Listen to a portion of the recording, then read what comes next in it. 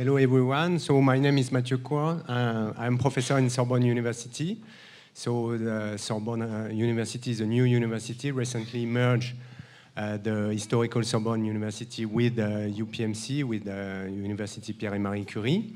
Okay, and then we have now 3 faculties, the humanities, the Faculty of Science of Engineering, so the ex-UPMC, and also, of course, the medical school that is just across the corner. I'm doing my research in the machine learning and deep learning for access, for information access team, which is part from the computer science department, the LIPSIS, okay, from the university.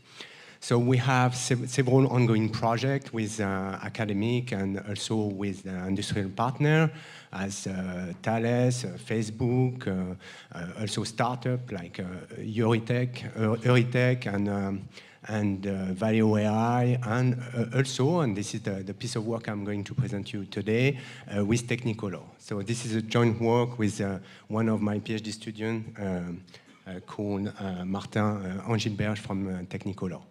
All right, so before giving something about Bunsen burger, let me just say a word about the semantic embedding. So the idea is really, to put together some visual information with, let's say, textual information. So that can be here text, one word, a piece of words, or even a sentence or a text.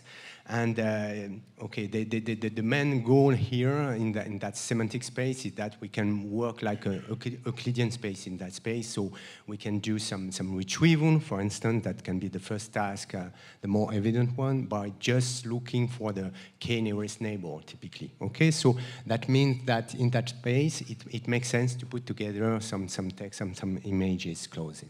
So this can be the first task, that is a cross-modal retrieval. I give you a query, for instance, a cat on the sofa, and okay, if I'm able to build this kind of semantical space, then I can go into that space and to see around the point corresponding to the query, to the embedding of the query, some images similar to, close to that query, okay? And here we are also interested, of course, in having the second task achieved also, and this task can be to be able to really localize some textual information into the image also. So typically, if you take some images like that, you can have a caption that could be, I have some burger with beans and tomato. But if I really want to see, for instance, where is the burger, or to have a localization of the burger words into my image, I would expect to have this kind of output where actually you have the burger with this kind of sciencey map where you are able to see where it is. Okay, let me show you, yeah, okay, here.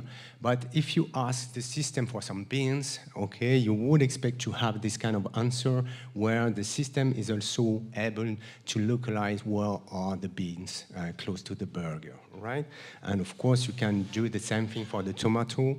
And the system that we develop is, I've been developed and published in the last CVPR conference, is doing these kind of things. Okay, so let me explain in few words our approach to carry out this kind of system.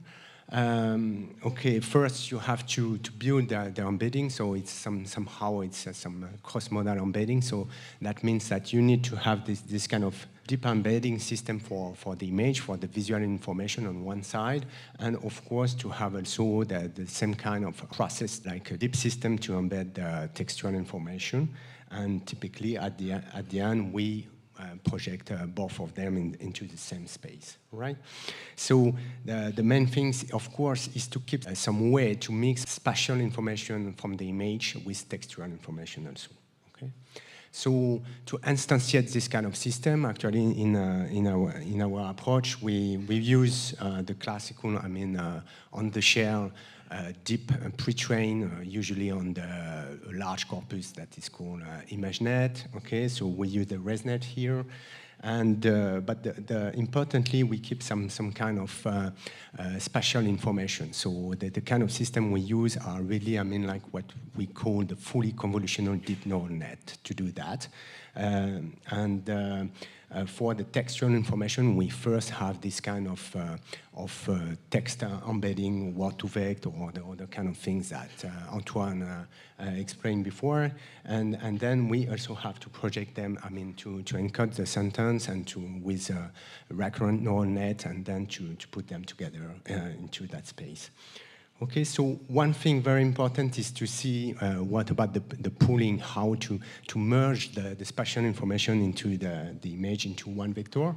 And to do that, actually, we use the Weldon strategy that we developed before during the 2 last year. And the basic idea is typically to have this kind of generalization of the classical average or max pooling that correspond to having this kind of strategy. You go through the image and you only take the max answer from your system, okay? But instead of doing that or to average all the things here, we keep actually the maximum and also the minimum of possible answer that you can have. And by this way, typically what we show here is that we are able to disambiguate some decision that can be, for instance, for that image that is, of course, a street image, okay, that may be confused with a highway image if you just look on the maximum of the answer because it corresponds to a part of the image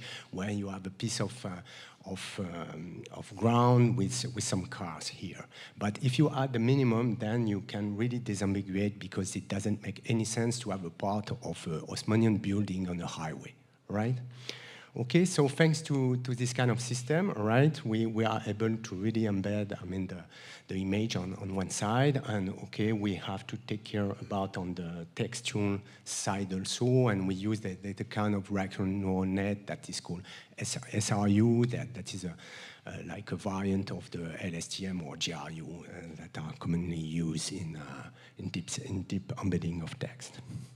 Right, so of course, the next step, once you have designed the architecture, is to learn the architecture, right? So this is the second step.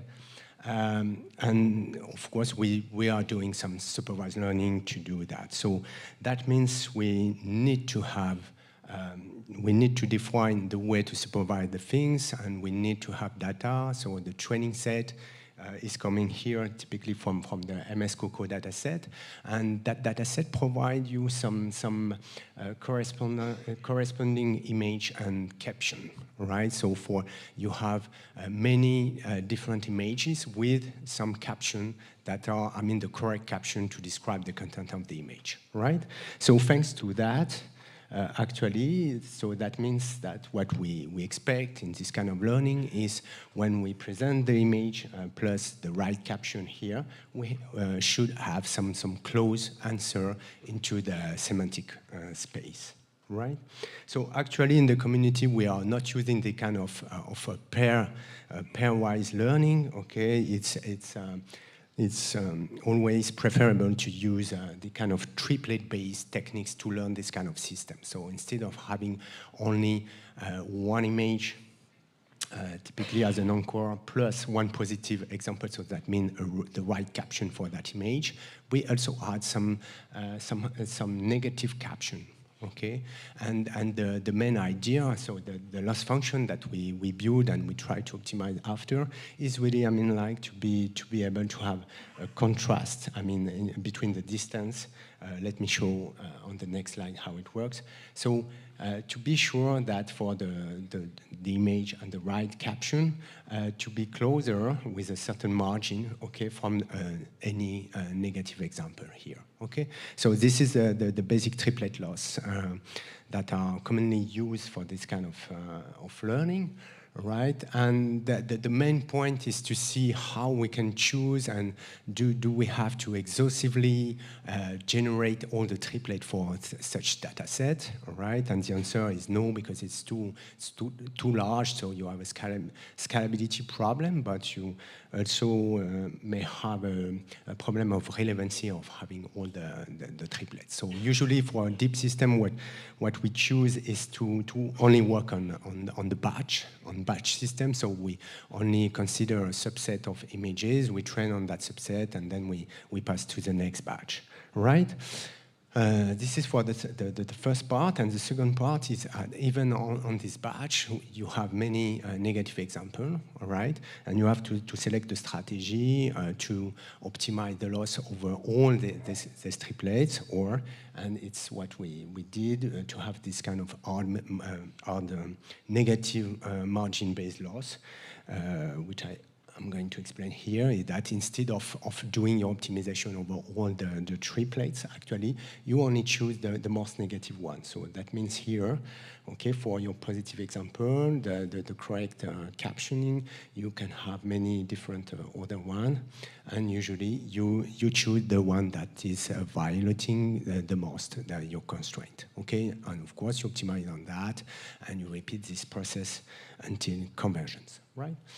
So once it's learned, okay, now it's fixed, and you can use it for test. Okay, so the first, as I said, the first task is to do retrieval, okay, cross-modal retrieval. So thanks to that system I presented, we have learned that system on MS COCO dataset, and then we can test it. Okay, so typically we can ask for a query, a plane on a cloudy sky, and you have the 5 top results.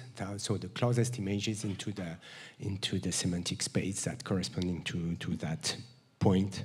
Okay, that is the embedding of this sentence. Okay, so we can do that for, of course, many different textual query. We can do also some, of course, the reverse operation by considering one image, okay, as a query and having some, for instance, here the 3 best example retrieved in the semantic space. Right, of course, from that are only example, but we can do some kind of exhaustive statistical evaluation on that. And my point is that, for instance, you can see that for this kind of system, if you ask to have the 10 best result, okay, you are pretty sure, let's say at something like 99% to have the right answer into your box of the 10 best examples. We can also, of course, analyze deeper what components are the most useful for that. And the 3 boxes that I mentioned during my talk are the ones that are the more important to have this kind of system learning correctly. That is the SRU for the textual embedding, and that is a well-done spatial pooling for the pooling of the spatial visual information, and of course to have this kind of odd negative loss for the learning. So I'm going to switch. So other examples sometimes not working so well, but quite good, still good. Let me finish by, okay, the second part, okay, which is the grounding, okay, how we can combine and use that system. And the thing very important to say is that we have no additional learning, okay? So it's really what we call like a weakly supervised things. We use the previous system with only the supervision I mentioned, okay? But we exploit some consideration about the architecture to be able to localize the information. So how it works actually, the main point is to keep some spatial information into the image representation as far as possible, okay? And actually, at the end of the day, we can switch. The last projection with this kind of spatial information, no more considering the pooling at this step, okay? So after the system having been learned. Right? So how it works typically, okay, so we have the transformation, we have this kind of blocks, and we project that block into the semantic space. And in that semantic space, we can compare this kind of big blocks with the vector embed from the textual query. And we can refine and detect here some kind of sciencey map, okay, thanks to that operation I mentioned here, okay, that is able to really localize into spatially localize where is the most relevant information considering this kind of two glasses. And then, of course, we can backpropagate this information into the initial image to see where is localized the information. And the very good thing is that if you see, for instance, for different kind of textual queries, okay, that we are going to generate different sciencey map, and then we can differently localize the information corresponding to several textual query for the same image. Okay, so you can see, for instance, two glasses is here, the bottom is there, some strawberry is here, that corresponding to that part, and the sandwich is correctly localized. And we can do that for many kind of images with this system, right?